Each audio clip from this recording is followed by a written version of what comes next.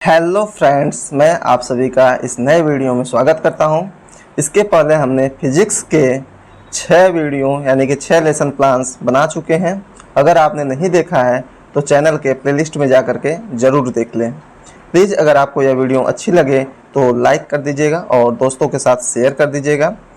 अगर चैनल पर आप नए हैं तो सब्सक्राइब ज़रूर कर दें।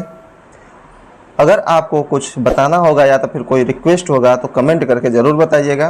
चलिए वीडियो को स्टार्ट करते हैं और देखते हैं किस प्रकार से आज हम इस लेसन प्लान को कंप्लीट करते हैं।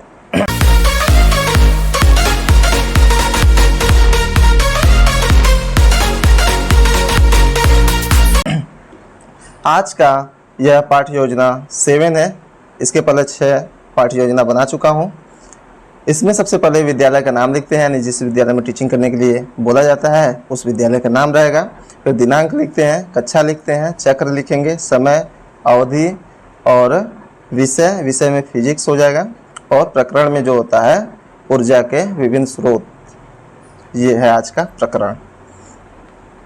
इसके बाद जो होता है सामान्य उद्देश्य होगा। सामान्य उद्देश्य में हम क्या करते हैं कि लिखते हैं छात्र को विज्ञान विषय के में रुचि उत्पन्न करना, छात्रों में चिंतन और तर्क शक्ति का विकास करना, छात्र में वैज्ञानिक दृष्टिकोण का विकास करना और छात्र में प्रायोगिक कार्यों के प्रति रुचि उत्पन्न करना। और नेक्स्ट होगा छात्र को विज्ञान विषय की दैनिक जीवन की उपयोगिता बताना। फिर नेक्स्ट आता है विशिष्ट उद्देश्य। विशिष्ट उद्देश्य में आता है ज्ञान यानी नॉलेज। नॉलेज में होगा छात्र ऊर्जा के स्रोतों के बारे में ज्ञान प्राप्त कर सकेंगे। सेकेंड होगा बोध यानी अंडरस्टैंडिंग होता है, जो कि छात्र ऊर्जा के कृत्रिम एवं प्राकृतिक स्रोतों के अंतर स्पष्ट कर सकेंगे। नेक्स्ट होता है अनुप्रयोग यानी एप्लीकेशन होता है, छात्र प्राकृतिक एवं कृत्रिम ऊर्जा के संबंध स्थापित कर सकेंगे। फिर उसके बाद नेक्स्ट होता है शिक्षण सहायक सामग्री होता है।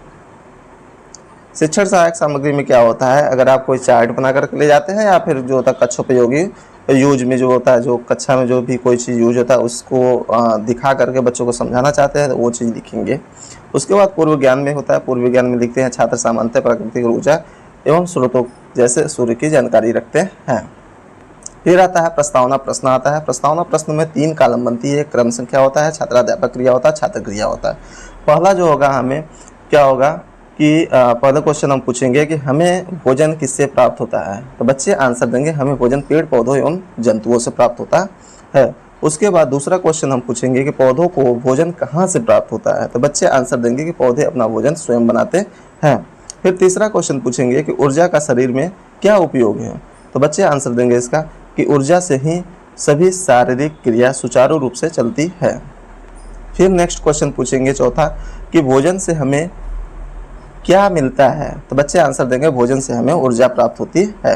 फिर नेक्स्ट क्वेश्चन होगा कि ऊर्जा प्राप्ति के साधनों को समझाइए, तो बच्चे मौन हो जाएंगे, अर्थात समस्यात्मक प्रश्न हो जाएगा। फिर उसके बाद उद्देश्य कथन आएगा। तो उद्देश्य कथन में क्या लिखते हैं कि छात्रों आज हम सब ऊर्जा के स्रोतों के बारे में विस्तार पूर्वक समझेंगे या जानेंगे या अध्ययन करेंगे। उसके बाद प्रस्तुतिकरण करेंगे। इसका प्रस्तुतिकरण में हम प्रस्तुतिकरण में हम 6 कॉलम बनाते हैं।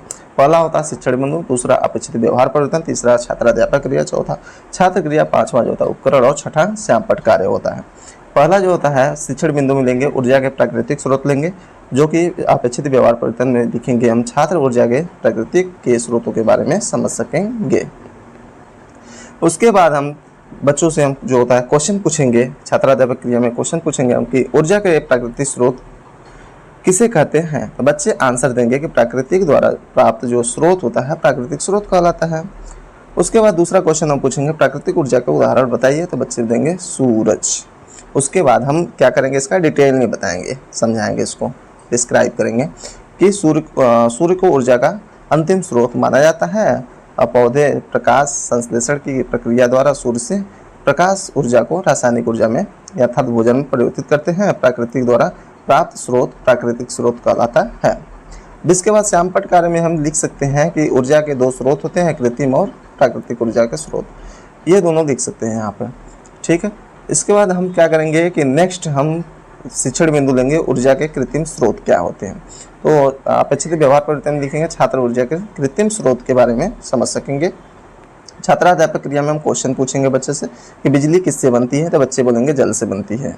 उसके बाद हम इसको डिटेल में समझाएंगे कि मानव द्वारा निर्मित स्रोतों को कृत्रिम स्रोत कहा जाता है। नाभिकीय विखंडन में अत्यधिक ऊर्जा उत्पन्न होती है, इसे विद्युत ऊर्जा में परिवर्तित करके उपयोग में लाया जाता है। यह उपकरण में आगमन विधि लिख देंगे। अब इसके बाद कृत्रिम ऊर्जा के स्रोत, यानी कि कौन कौन से स्रोत है कृत्रिम ऊर्जा के, ये हम सैंपट समरी में लिख देंगे। उसके बाद नेक्स्ट हम क्या करेंगे कि नेक्स्ट हम शिक्षण बिंदु लेंगे ऊर्जा के स्रोत का महत्व, ऊर्जा के स्रोत का महत्व लेंगे। अपेक्षित व्यवहार परिवर्तन लिखेंगे छात्र ऊर्जा के विभिन्न स्रोतों के बारे में समझ सकेंगे। छात्राध्यापक क्रिया में लिखेंगे ऊर्जा किसी राष्ट्र के विकास की प्रक्रिया का एक महत्वपूर्ण पहलू है, यह उद्योगों के लिए आवश्यक है। अब इसका उपयोग कृषि और संबंधित क्षेत्रों जैसे उर्वरकों, कीटनाशकों और कृषि उत्पादन और परिवहन में बड़े पैमाने पर किया जाता है। यह घरों में खाना पकाने, घरेलू प्रकाश और घर जो कि क्या कहते बोलते हैं गर्म करने के लिए आवश्यक है। छात्र क्रिया में क्या होगा कि छात्र ध्यानपूर्वक सुनेंगे और उपकरण में निगमन विधि लिख देंगे हम। उसके बाद नेक्स्ट हम शिक्षण बिंदु लेते हैं ऊर्जा के स्रोत की विशेषताएं। इसमें अपेक्षित व्यवहार परिवर्तन लिखेंगे कि छात्र ऊर्जा के स्रोत के विशेषताएं बता सकेंगे। उसके बाद हम इसको थोड़ा डिटेल में बताएंगे कौन कौन से उसके स्रोत हैं, यानी कि उसकी विशेषताएं क्या है स्रोत के। तो अच्छे ऊर्जा के स्रोत के निम्न लक्षण होते हैं, निम्न कैरेक्टर्स होते हैं उसके। प्रति इकाई द्रव्यमान या आयतन में अधिक कार्य करता है, आसानी से प्राप्त हो, आसानी से भंडारण एवं परिवहन हो सके, उपयोग करने और रखरखाव में आसान हो। छात्र क्रिया में क्या होगा, छात्र ध्यानपूर्वक सुनेंगे और जो होता है उपकरण में जो होता है आगमन विधि होगा। बाकी जो होता है यहाँ पे हम क्या करेंगे, इसको सैंपट कार्य में जो होता है इसको लिख भी सकते हैं, इसके जो विशेषताएं हैं। और उसके बाद नेक्स्ट आएगा सैंपट कार्य समरी आ जाएगा। सैंपट कार्य समरी में क्या होता है कि हम इसमें दिनांक लिखते हैं, विषय लिखते हैं, कक्षा, चक्र, समय और प्रकरण लिखते हैं। इसके बाद हम जो पढ़ाते वक्त जो होता है, जो सैंपट में हम लिखते रहते हैं, वही हमारा एक तरह से सैंपट कार्य जो होता है समरी एक तरह से तैयार हो जाता है। सेम वही चीज़ है यहाँ पे। छात्राध्यापक क्रिया इसके बाद लिखते हैं। छात्राध्यापक क्रिया में क्या लिखते हैं, अर्थात छात्राध्यापक निर्देश देते हैं। ठीक है, छात्राध्यापक निर्देश क्या देता है कि छात्र सैंपट पर लिखे गए बिंदुओं को अपनी उत्तर पुस्तिका में लिखिए। ठीक है, उसके बाद नेक्स्ट आता है पुनरावृत्ति आता है। पुनरावृत्ति में होता है पहला होता है और मतलब कि हम कोई बच्चों से क्वेश्चन पूछते हैं कि ऊर्जा के साधनों के प्रकार बताइए। प्राकृतिक ऊर्जा स्रोत किसे कहते हैं, कृत्रिम ऊर्जा स्रोत किसे कहते हैं, प्राकृतिक ऊर्जा स्रोत के उदाहरण बताइए, कृत्रिम ऊर्जा स्रोत के उदाहरण बताइए।